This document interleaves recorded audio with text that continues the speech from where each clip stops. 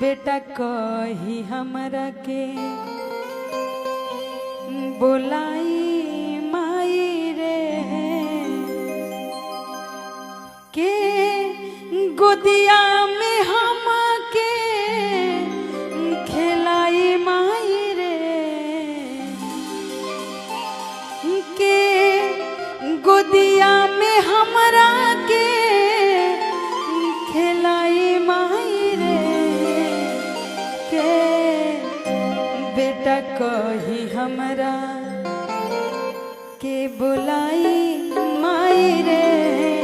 के बेटा कही हमरा के बुलाई माई रे के बेटा कही हमरा के गोदिया में हमारा खिलाई माई रे के गोदिया में हम के खिलाई माई रे के गोदिया में हम के खिलाई माई रे के बेटा कही हमरा के बोलाई माई रे के बेटा कही हमरा के बोलाई माई रे के बेटा कही हमरा के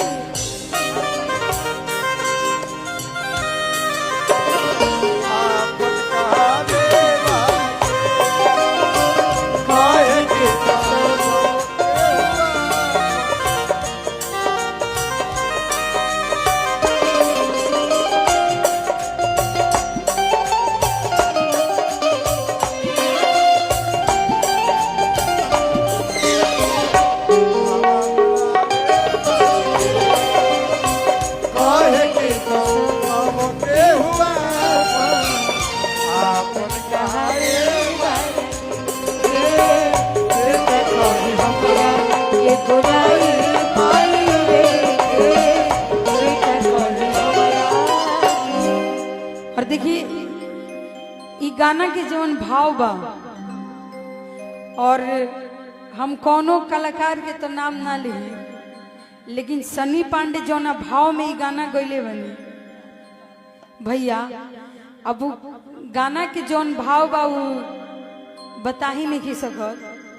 और पता ना कहाँ से इतना सुंदर भाव उनका मन में दिमाग में निकल गई हमनी के बार बार यह चीज के जौन हाई लाइन गुनगुनाइला के बेटा कही हमरा तो उतना बढ़िया हमू नहीं कर पावत जितना बढ़िया वहाँ के गाइला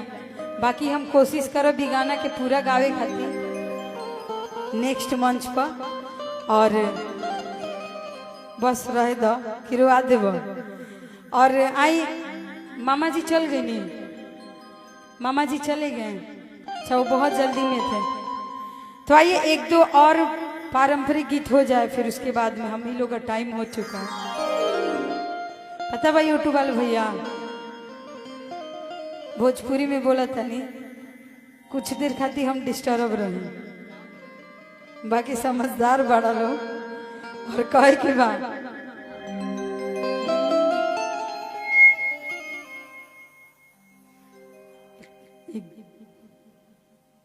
बजा दो